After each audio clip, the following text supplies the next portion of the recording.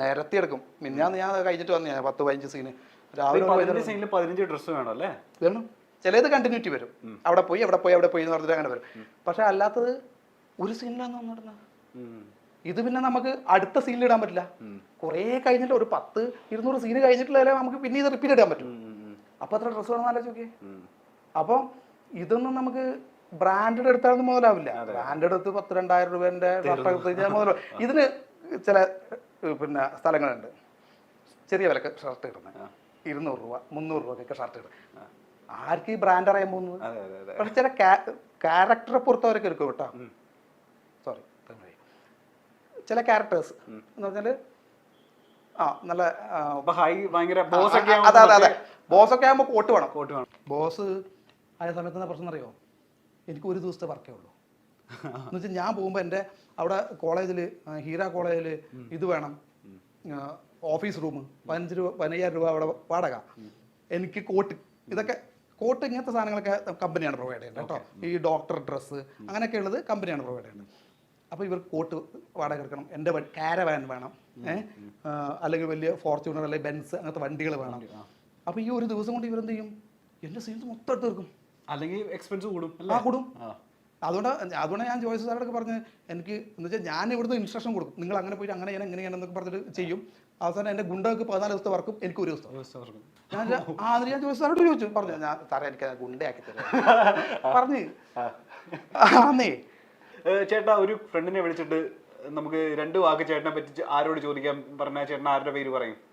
ഇപ്പൊ നമുക്ക് ഫോൺ ചെയ്യാൻ പറ്റിയ സ്വാതന്ത്ര്യമുള്ള, ഏത് പച്ചപ്പാതിരാത്രിക്ക് വിളിച്ച് 2 തെറി പറയാനൊക്കെ സ്വാതന്ത്ര്യമുള്ള ഫ്രണ്ട് ആരാന്ന് വെച്ചാൽ ആരുടെ പേര് പറയും? മനീഷിനെ വിളിക്കാം.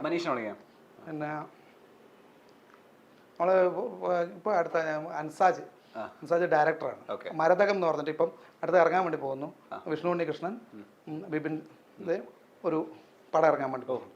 മരതകം അതിന്റെ ഡയറക്ടറാണ്. അപ്പോൾ നമ്മൾ ഇവർ ടീംസൊക്കെ ഇവിടെ വാഴക്കാലയാണ് താമസിക്കുന്നത്, ഒരു വീട്ടിലാണ് താമസിക്കുന്നത്. നമ്മൾ വൈകുന്നേരം അവിടെ പോയി കഥ പറച്ചിലും ഇതൊക്കെ ആയിട്ട് സിനിമാ സംബന്ധമായിട്ടുള്ള കാര്യങ്ങളൊക്കെ ആയിട്ട് ഇരിക്കുന്ന ആൾക്കാരാണ്. അപ്പോൾ ഈ റീസെൻ്റ് ആയിട്ടാണ് പരിചയപ്പെട്ടത്. പക്ഷേ ഈസ് എ ഗുഡ് ഗൈ. അതുകൊണ്ട് എൻ്റെ ഒരു നല്ല സുഹൃത്തായിട്ട് ഞാൻ കൂട്ടിയിരിക്കുന്ന ഒരാളാണ്, മനസ്സിലാക്കുന്ന ഒരാളാണ് അൻസാജ്. മേ ബി ഒരു ഡയറക്ടറും റൈറ്ററും ഒക്കെ ആയതുകൊണ്ടായിരിക്കും. അൻസാജ് ഉണ്ട്, തോമസ് കുട്ടി ഉണ്ട്, വിളിക്കാൻ വിളിക്കും. തോമസ് കുട്ടീനെ വിളിച്ച് കഴിഞ്ഞാൽ പക്ഷേ ആദ്യം ആലോചിക്കേണ്ടത് അവൻ ആദ്യം എടുത്ത ഉടനെ ഒരു തെറി വിളിക്കും. ഒരു തെറിയിലാണ് അവൻ തുടങ്ങുന്നത്. സെൻസർ ചെയ്ത് വിടേണ്ടി വരും നമ്മൾ. സെൻസർ ചെയ്തു.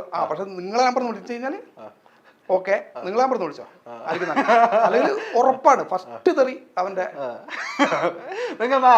തെറി തുടങ്ങില്ല.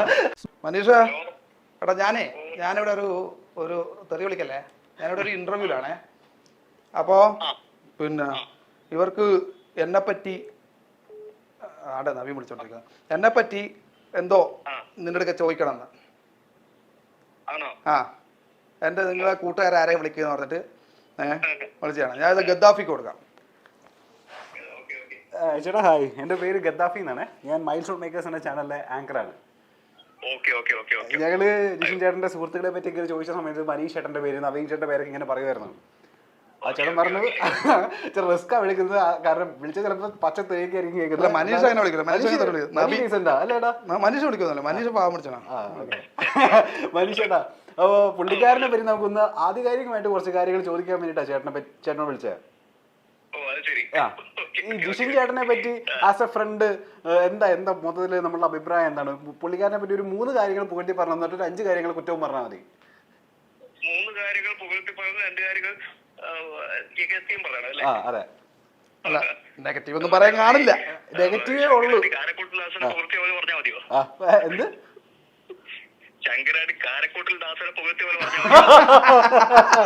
ചേട്ടൻ മനസ്സ് പറഞ്ഞോ? മനസ്സിലായി. ചേട്ടന്റെ ഉള്ളിലുള്ളതൊക്കെ പുറത്തിട്ടോ ജിഷിനെ പറ്റിയുള്ള? ഉള്ളിലുള്ളത് എന്ന് പറഞ്ഞാൽ എന്താ പറയണത്, എന്റെ വർഷങ്ങളായിട്ടുള്ള സുഹൃത്താണ്, അതിപ്പോ പ്രത്യേകിച്ച് പറയേണ്ട കാര്യമില്ല. പിന്നെ ആദ്യം നല്ലത് പറഞ്ഞേക്കാൻ തോന്നുന്നല്ലേ? ആദ്യം നല്ലത് പറഞ്ഞിട്ട് നമുക്ക് പിന്നെ കുറെ കുറ്റം പറയാം.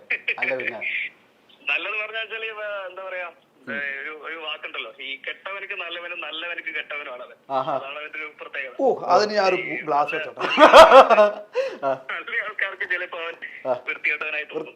പക്ഷെ പിന്നെ എന്നെ പോലെയുള്ള അവന്റെ അതേ സ്വഭാവമുള്ള, ഏറെക്കുറെ അതേ സ്വഭാവമുള്ള ആൾക്കാർക്ക് അവൻ നല്ലവൻ തന്നെ. അതായത് പ്രേമിച്ച നമ്മള് തല കയറ്റി വെക്കും, ഇല്ലെങ്കിൽ നമ്മളുടെ കാലിനടിയിലായിരിക്കും. അതെ അതെ, ഉള്ളത് അങ്ങ് മുഖത്ത് നോക്കി പറയും, യാതൊരു മടിയുമില്ല. ഓക്കെ, അങ്ങനത്തെ ഒരു സ്വഭാവമുണ്ട്. അതുകൊണ്ട് തന്നെ അത്യാവശ്യം കുറച്ച് ശത്രുക്കളൊക്കെ ഉണ്ടാക്കി വെച്ചിട്ടുണ്ട്. അയ്യോ, ഓക്കെ, സുഹൃത്തുക്കളെക്കാട്ടും കൂടുതൽ ശത്രുക്കളാണ്. അങ്ങനെ ഒരു ടോക്ക് ഉണ്ട് ചേട്ടാ മൊത്തത്തില്, ശത്രുക്കളുണ്ടെന്ന് അത് ഈ മുഖത്തോക്കി പറയുന്നുണ്ടാ. ഓക്കെ, പിന്നെ വേറൊരു കാര്യം എനിക്ക് അത് ഇത് ഒരു തമാശയല്ല, ഇത് ആണ്. എനിക്ക് അവന്റെ നല്ലൊരു പ്ലസ് പോയിന്റ് ആയിട്ട് പറയാനുള്ളത് വെച്ചാൽ അവന്റെ ഒരു കോൺഫിഡൻസ് ആണ് എനിക്ക് ഭയങ്കര ഒരു പ്ലസ് പോയിന്റ്. എന്ത് കാര്യത്തിലുള്ള ഒരു കോൺഫിഡൻസ് എന്ന് പറയുന്നത് ഭയങ്കര. ഇപ്പൊ സത്യം പറഞ്ഞാല് ഇപ്പൊ ഞാൻ അത്യാവശ്യം പാട്ട് പാടാനും അത്യാവശ്യം ഡാൻസ് ചെയ്യാനും അറിയുന്ന ഒരാളാണ്. ഞാൻ വേറെ കൊണ്ടല്ലോ, ഞാൻ അത്യാവശ്യം പഠിച്ചിട്ടുണ്ട് ചെറുപ്പം മുതൽ. ഇപ്പൊ ജിസിനെ സംബന്ധിച്ചിടത്തോളം ഇങ്ങനെയുള്ള കാര്യങ്ങളൊന്നും പഠിച്ചില്ല. അവനൊരു ആഗ്രഹവും അവന്റെ ആഗ്രഹത്തിന്റെ പുറത്താണ് അവൻ സത്യം പറഞ്ഞാൽ അഭിനയിക്കാൻ വന്നത്. ഇപ്പൊ അങ്ങനെയുള്ള ജിസിൻ ഈ ഡാൻസ് റിയാലിറ്റി ഷോക്കൊക്കെ എന്നെ വിളിച്ചിട്ട് എടാ വാടാ നമുക്കൊരു ഡാൻസ് റിയാലിറ്റി ഷോ ഉണ്ട് നീ വാ എന്ന് പറയുന്നത്. അതായത് ഡാൻസിന്റെ ടാ പോലും അറിയാത്ത ജിസിനാണ് അത്രയും കോൺഫിഡൻസ് ഒക്കെ തന്നിട്ട് ഒരു ഷോയ്ക്ക് വേണ്ടി വിളിച്ചു പോകുന്നത്. അതിന്റെ ഒരു കോൺഫിഡൻസ് ലെവല് മനസ്സിലാക്കിയത്. ചേട്ടൻ ഡാൻസ് കളിപ്പിച്ച് ചേട്ടൻ വിടുന്നുള്ളത് പാട്ട് പാടും, പാട്ട് പാട്ട് പാടും, ഫുൾ കോൺഫിഡന്റ്. സ്റ്റാർട്ടിങ്ങിൽ വിളിച്ചാലും പോകുന്നു, നമ്മൾ എന്ത് ചെയ്യും. ബാക്കിയുള്ളവർക്ക് ഇഷ്ടപ്പെടാതിരിക്കും, അതൊന്നും ഒരു വിഷയമേ അല്ല. പുള്ളി പാടും, അത് പാടും. അതൊരു നല്ലൊരു എന്താ പറയണ്ട നല്ലൊരു പ്ലസ് പോയിന്റ് ആണ്. പിന്നെ ഇപ്പൊ നേരത്തെ പറഞ്ഞ പോലെ തന്നെയാണ്, കാരണം ആത്മാർത്ഥമായിട്ട് അവന്റെ കൂടെ ജെന്യൂനായിട്ട് നിൽക്കുന്നവരോട് അവൻ വളരെ ഇനി എന്താ പോരായ്മകൾ എന്താ പുള്ളിക്കാരൻ മാറ്റേണ്ട എന്തെങ്കിലും കുറ്റം പറഞ്ഞ ആസ് എ ഫ്രണ്ട്?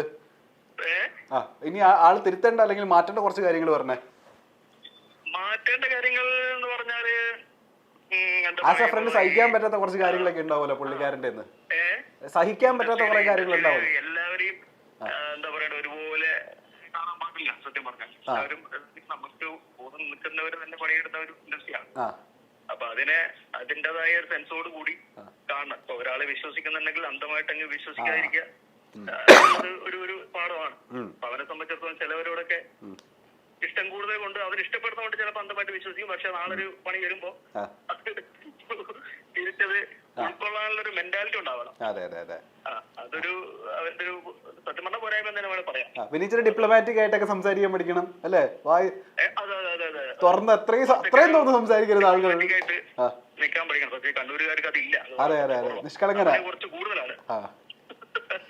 ഞാൻ സത്യം പറഞ്ഞ കുറെ വർഷങ്ങളായിട്ട് ഞാൻ തുടക്കത്തിലൊക്കെ ഇവരെ പോലെയാണ്. പക്ഷെ എന്താ പറയുക പെട്ടെന്നൊരു ഷോർട്ട് ടെമ്പേർഡ് അല്ലേ ഞാൻ. പക്ഷെ ഞാൻ ഇതുപോലെ തന്നെയാണ്. ഇപ്പൊ കൂടെ നിൽക്കുന്നവരെ ഭയങ്കരമായിട്ട് വിശ്വസിക്കുകയും അല്ലെങ്കിൽ പറഞ്ഞ പോലെ അത്രയധികം ക്ലോസ് ആക്കി നടക്കാനൊക്കെ ഉള്ള ആളാണ്. ഇതിന്റെ കുറെ കഴിഞ്ഞപ്പോ ഞാനും എന്റേതായ രീതിയിൽ ഞാനും മനസ്സിലാക്കി ഇങ്ങനെ നമ്മളൊരു ആത്മാർത്ഥ കാണിക്കുന്നതിൽ കാര്യമില്ല. കാരണം തിരിച്ച് അവിടുന്ന് കിട്ടുന്നതിൽ പിന്നെ അതിന്റെ കാര്യമില്ല. ഈ ജിഷിൻ ചേട്ടനെ പറ്റി ഓർക്കുന്ന സമയത്ത് എപ്പോഴും ചിരി വരുന്ന കാര്യം എന്താ? അല്ലെങ്കിൽ എന്തെങ്കിലും പുള്ളിക്കാരൻ കാണിച്ച അമ്മളിയോ എന്തെങ്കിലും പൊട്ടത്തരോ അങ്ങനെ എന്തെങ്കിലും എപ്പോഴും പുള്ളിക്കാരനെ പറ്റി ആലോചിച്ച് സംസാരങ്ങളിലാണ് കോമഡി. കാരണം എടുത്തു പറയാൻ പ്രത്യേകിച്ച് നമുക്ക് ആലോചിച്ച് പറയാം. അത് എന്ന് കണ്ടു കഴിഞ്ഞാലും എന്തെങ്കിലുമൊക്കെ തമാശകൾ അവിടെ ഇവിടെ ഉണ്ടാവും, ഉറപ്പാണ്. അത് നമ്മൾ 2-3 സുഹൃത്തുക്കളുണ്ട്. ഇതിന്റെ ഇടയിൽ വരുമ്പോ ാണ് അത് ഏറ്റവും കൂടുതൽ. ആ സമയത്ത് പ്രത്യേകിച്ച് നമ്മളൊരു ഷോ ഒക്കെ ചെയ്ത സമയത്ത്, നമ്മളൊരു ഡാൻസ് റിയാലിറ്റി ഷോ ഒക്കെ ചെയ്ത സമയത്ത് നമ്മൾ ഒരു എന്താ പറയണ്ട ഒരു ഗ്യാങ് ആയിട്ട് നമ്മളൊരു 2-3 മാസം ഒരുമിച്ചുണ്ടായിരുന്നു. മാസമല്ല, ഒരു 4-5 മാസമായിട്ട് റിഹേഴ്സലും ഒക്കെ ആയിട്ടുണ്ടായിരുന്നു. അപ്പൊ ആ സമയത്ത് നടക്കുന്ന ഒരുപാട് ഈ സ്പോട്ടായിട്ട് ആലോചിക്കാൻ പറ്റുന്നത് പ്രത്യേകിച്ച് എടുത്തു പറയാൻ